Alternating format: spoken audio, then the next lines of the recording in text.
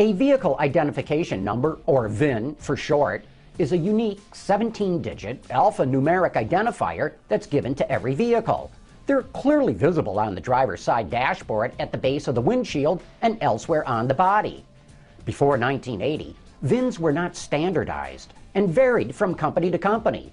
In the U.S. today, they all follow the same format outlined by the government.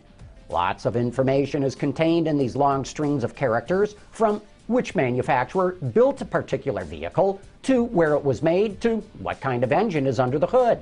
But they're a jumbled mess unless you know how to decipher them. Let's dissect a VIN that we pulled from one of the vehicles in the press fleet.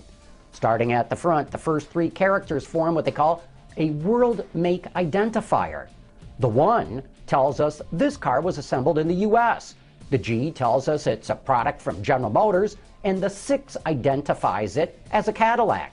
The next 2 characters tell us the model and trim level. Here, DP means our car is a CTS Premium with a navigation system. The 6th digit is the body style. 1 means it's either a coupe or a 2-door. The 7th character indicates what kind of safety equipment is installed on our CTS. Among other things, an E in this spot means it has front, side, and side curtain airbags. The letter D is in the 8th slot, which is the engine code. It tells us we've got a 3.6-liter direct injection V6 under the hood. The 9th number in our VIN sequence is called the check digit, and it has nothing to do with the car. It's used to mathematically verify the accuracy of the VIN. The next character tells us when our Caddy was built. In this case, B means it's a 2011. Next up, the 11th number is the plant code.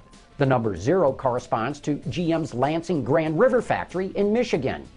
Rounding out our VIN, the numbers 12 through 17 serve as a serial number. Characters will vary from manufacturer to manufacturer and from year to year, but some parts of VINs are standardized, like the World Make Identifier. Here's an easy way to tell where a car was built by looking at the first digit. Generally speaking, a 1 means it was made in the U.S. 2, it was built in Canada. 3 is Mexico.